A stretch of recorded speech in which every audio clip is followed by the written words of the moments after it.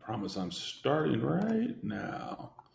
All right. So my hope is that you guys just finished looking at the mannerist version, right? Manners are way engaging, way interesting, and really strange in some ways. As we begin to bring it into mannerism, as we enter into the 17th century, uh, the Catholic Church kind of reemerged here, and they decided that they really want to harness the energy of art. And here we see this Baroque. It's an emotional and theological response to mannerism. And the way we're going to look at Baroque in this class is the way Dr. Spavogo unfolds it. It is the Catholic response. So everybody write that down, the Catholic response. We're going to talk a little bit about art history to tell into this a four-part lecture. But let's go ahead and get started. Emotional theological response. So what is Baroque? Baroque covers from 1600 to 1740s. The height of it is really the mid-17th century, 1650s and 60s. Spavogo focuses primarily on the Italian and Spanish Baroque in this section, and a little bit of Dutch. And here we see here we have a Flemish painter here. The focus is emotional, theatrical, Catholic stories, and right here to the left, you absolutely you almost feel the energy of them hoisting Christ on the cross here. Baroque is not always about religion, but for most of the work we're going to look at is. Here is this piece right here is Peter Paul Rubens' The Raising of the Cross in 1610. Peter Paul Rubens has been identified as maybe the greatest painter ever. I'm not a really huge fan. He's obviously awesome, but I'm not a real big fan of Baroque art. If you wanted to see a piece of Rubens in real life, the Chrysler Museum in Norfolk has it. But Peter Paul Rubens, The Raising of Christ, here what we see, you see a perfectly laid stage of Christ, right? The men here just kind of are using them. Look at how Rubens utilizes light and kind of pushes there. It tells the story. I want to point out, look at these guys' muscles here. All over you see energy, the hoist. The whole point here is if you're watching this, you almost feel as if the Christ is being hoisted up. You can actually feel the energy with it. That's why Rubens has been really identified as maybe one of the greatest painters ever. You saw that, I believe, in Dr. Spavogo's piece. You had one about the Maria de Medici returning, but this is the piece, a really good piece. Caravaggio, The Calling of the St. Matthew, 1600. This is a magical piece. I love this piece. Caravaggio, Dr. Spavogo doesn't talk about Caravaggio at all, but he is considered one of the greatest of the Italian Baroque artists, maybe the greatest one. He actually creates his entire aspect. This piece, The Calling of St. Matthew, painted around 1600. I want to look at how he uses darkness and light. Darkness and light. He really uses it perfectly to set the stage. You got this really dark area here. It basically is takes up 2/3 of the whole painting here. But as you dove into it, there's stuff going on. But what do we see here is, this is interesting. That is actually a guy named Jesus. Jesus is here in the darkness, but he's throwing the light onto Matthew. The Calling of St. Matthew, it's an interesting story where Matthew, who is a sinner, he's considered a tax collector. Jesus walks in and says, "Hey, you Matthew, come with me." And he's like, "Who, me?" And look at that. Doesn't Caravaggio get that piece? This kid here is just like, dude, what's happening? But it's really this piece here. Matthew saying, "What about me?" So this painting is about Jesus calling Matthew, and I think it absolutely does it perfectly. And again, interesting that Jesus is not the main focus of this piece, but remember, the point of this piece is not Jesus, but the calling of St. Matthew. Now, Artemisia Genesewski, she is an interesting lady. She is considered one of the first professional women artists. She is phenomenal. And you can look at this piece right here. You can just see the influence of Caravaggio. But she has an interesting story where she was raped by her teacher. her father just realized that Artemisia as a teenager was such a phenomenal artist, and he couldn't really help teach her anymore. So he found an artist who was promised to help train her.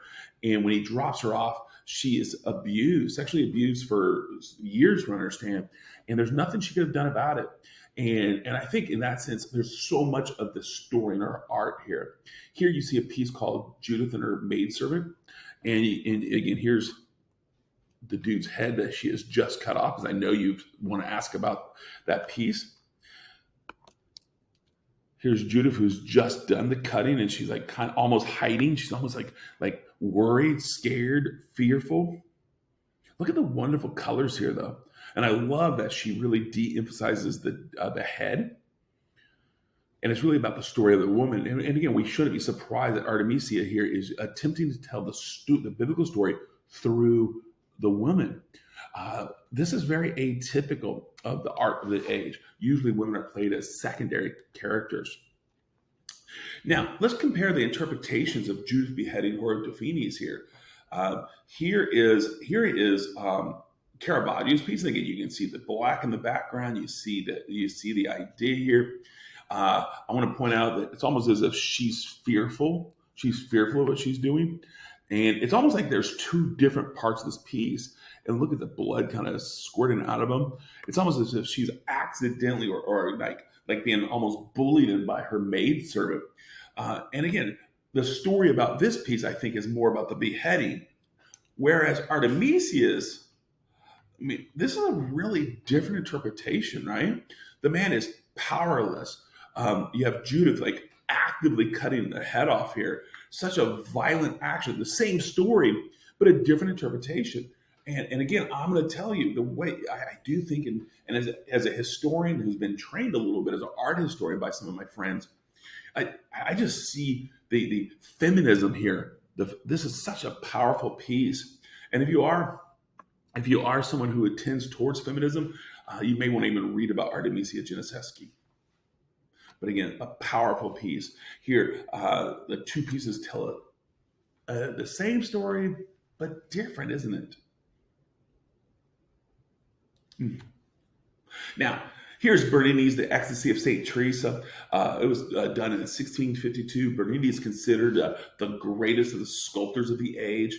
If you're like, hey, did we ever talk about St. Teresa? Yep, it's that St. Teresa that preceded us by about 100 years. Yes, she had a mystical experience with God, and she really became a focus of Catholicism. As we're stepping out of the Catholic Reformation, there's a restoration, if you will, of Catholic theology, a reemergence with the Jesuits and other works. And Bernini's St. Teresa is really supposed to commemorate this movement, going back to your roots. Here's the piece a little bit close up. Here you have a mystical idea here. You see St. Teresa here being kind of pierced. Her soul is being pierced with an arrow there. And this is meant to really demonstrate that mystical experience. Bernini, Ecstasy of St. Teresa, definitely need to know that piece. I love this piece because we've talked about David, right? We've talked about Donatello's David. We talked about Michelangelo's David. And here we see Bernini's David, but once again, a perfect statement of the era, right? This is the act of him throwing that rock to Goliath to kill him. And first of all, do we see a 12-year-old boy here? Of course not. This is a perfect image of another man. But look at the drama here. Look at the muscles, the flex. Everything about those is really about dramatizing the action. And I want to point out that that's really, I think Bernini's David perfectly demonstrates this entire Baroque era. It illustrates the power, the mysticism, the age, if you will. As you see, David here is clearly, look at that face. It's almost as if he's using his entire body, all his energy to cast this stone to kill the giant Goliath.